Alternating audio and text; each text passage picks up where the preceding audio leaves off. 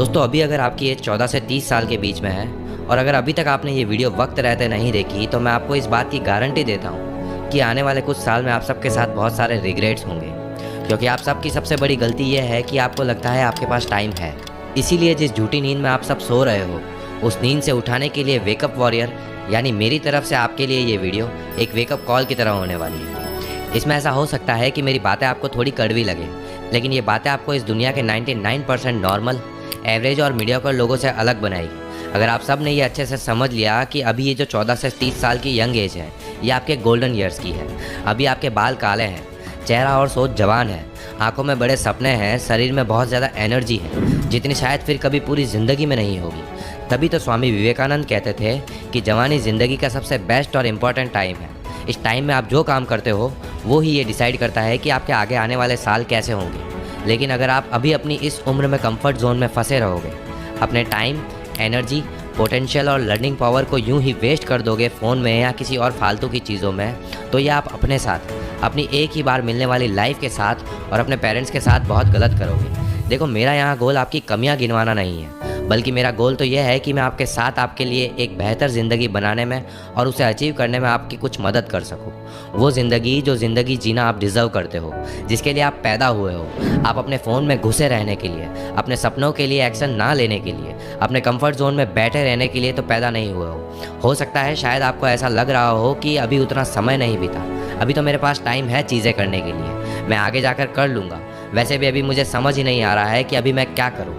तो मैं यहाँ यही कहूँगा कि कुछ मत समझो, कुछ सोचने समझने की तुम्हें ज़रूरत नहीं है। इतने टाइम से रुके हुए हो तो कुछ टाइम और रुक जाओ, ये ज़िंदगी आपको अपने आप समझा देगी। क्योंकि यही सेम गलतफहमी बाकी के 99% लोगों को भी होती है कि उनके पास अभी टाइम है, अभी देर नहीं हुई है।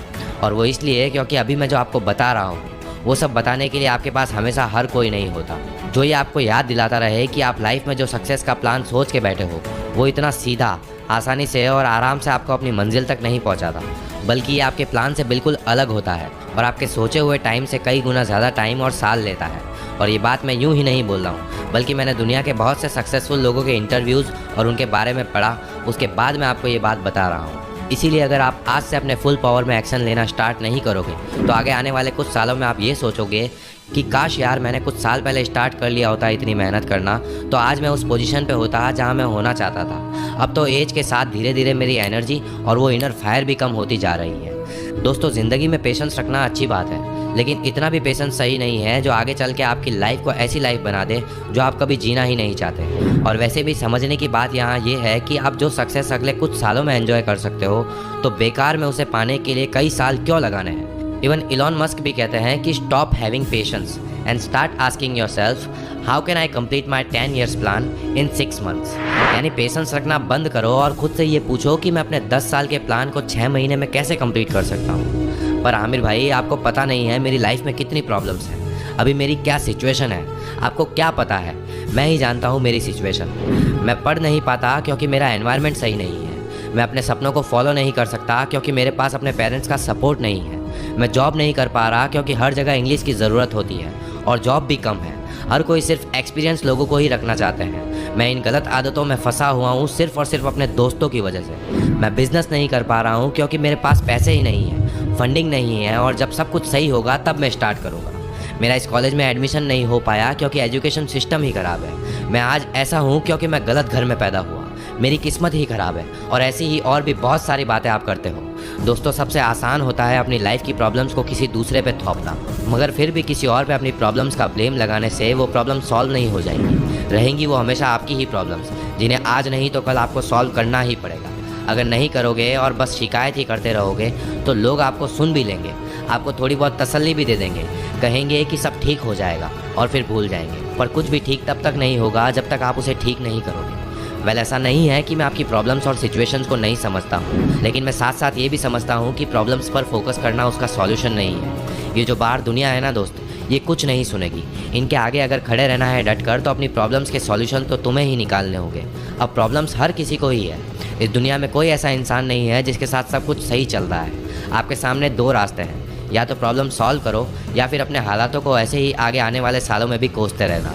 आप इन प्रॉब्लम्स को ख़त्म करने के लिए अभी जो एफर्ट्स लगा रहे हो उससे थोड़ा ज़्यादा एफर्ट्स लगा लो इन्हीं प्रॉब्लम्स और सिचुएशन से जल्द बाहर निकलने के लिए। क्योंकि जितने रिस्क आप अभी इस उम्र में ले सकते हो, उतने रिस्क आप शादी होने के बाद, बच्चे होने के बाद, या जब आपकी रेस्पॉन्सिबिलिटी बढ़ जाएगी, उम्र हो जाएगी, तब आप नहीं ले पाओ।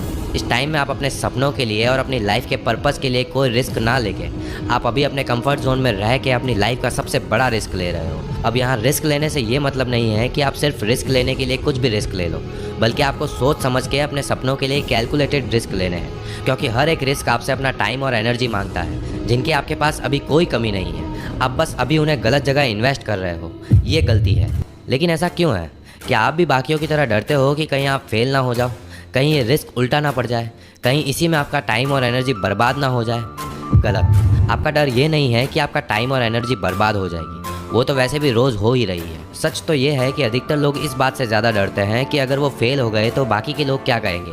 आपके पेरेंट्स आपको रोकेंगे, आपके दोस्त आपका मजाक उड़ाएंगे, कोई आपका सपोर्ट नहीं करेगा। दोस्तों, अगर आप इन लोगों की सोच के चक्कर में फंसे रह गए तो ज़िंदगी के दलदल में फंसते ही जाओगे, और जब एक बार उम्र निकल जाएगी तब आप चाह कर भी इस दलदल से बाहर नहीं निकल पाओगे। आपको 3 इडियट्स मूवी का वो सीन तो याद ही होगा जब फरहान बोलता है, अब्बा नहीं मानेंगे। याद है इसका जवाब देते हुए रैंचो क्या कहता है? आज डर मत फरहान, नहीं तो 50 साल बाद जब तू बूढ़ा होकर ऐसे ही किसी अस्पताल में पड़ा होगा और मरने का इंतज़ार कर रहा होगा, तब सोचेगा कि लेटर हाथ में था, टैक्सी गेट पर थी, बस ज़रा सी हिम्मत कर लेता ना तो साली ज़िंदगी कुछ और हो सकती थी। दोस्तों, रिस्क ईंटों की तरह होता है, जिनका इस्तेमाल करके आप अपने और अपने सपनों के बीच एक दीवार खड़ी कर सकते हो, या फिर इन्हीं ईंटों का यूज़ करके आप अपने लिए एक ब्रिज बना सकते हो, जिस पर चल के आप अपने सपनों तक पहुंच सकते हो। इसीलिए भूल जाओ सबको और अपने ऊपर ध्यान दो। ये टाइम है अपने आप को एक्सप्लोर करने का, अपने सपनों को चेज़ करने का, उस काम को करने का जो दिल से करना चाहते हो, जिसके लिए आप बने हो। इसके लिए आपको मोटिवेशन की ज़रूरत नहीं है, मगर फिर भी प्रेजेंट में आप उस पर एक दिन का लेबल लगा रहे हो कि एक दिन मैं ये काम करूँगा, एक दिन मैं वो काम करूँगा। आप जितना इसे टालते रहोगे, ये उतने ही दिन आपसे दूर होता जाएगा। एक दिन अगर किसी काम को टालोगे तो ये समझ लो कि आपकी सक्सेस एक दिन आगे बढ़ गई है आपसे।